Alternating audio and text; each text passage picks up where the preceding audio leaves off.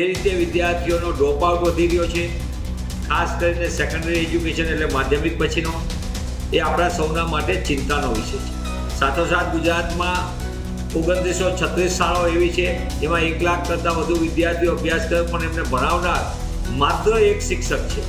એટલે કે કેવી રીતે સ્થિતિ આખી એ શિક્ષકની મનોસ્થિતિ કેવી રીતે અને વિદ્યાર્થીઓનો અભ્યાસ કેવી રીતે થતો છે એ આપણા સૌના માટે ચિંતાનો વિષય છે. ગુજરાતની અંદર શિક્ષકનો એટલે વિદ્યાર્થી અને શિક્ષકનો જે રેશિયો હોય એમાં પણ ગુજરાત રાષ્ટ્રીય સરેરાશ કરતાં ઘણું પાછળ છે. એટલે કે શિક્ષકોની 40,000 કરતાં વધુ જગ્યાઓ લાંબા સમયથી ખાલી, બીજી બાજુ ઇન્ફ્રાસ્ટ્રક્ચરમાં 42,000 કરતાં વધુ વર્ગખંડની લાંબા સમયથી ઘટ, જે વર્ગખંડો હાલમાં કાર્યરત છે એમાં જર્જરિત વર્ગખંડોની મોટી સંખ્યા.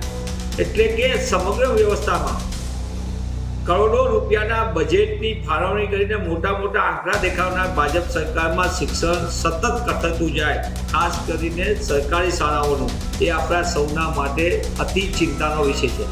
અમારી તમામ માહિતીથી અપડેટ રહેવા માટે જોડાયેલા રહો S9 ન્યૂઝ સાથે.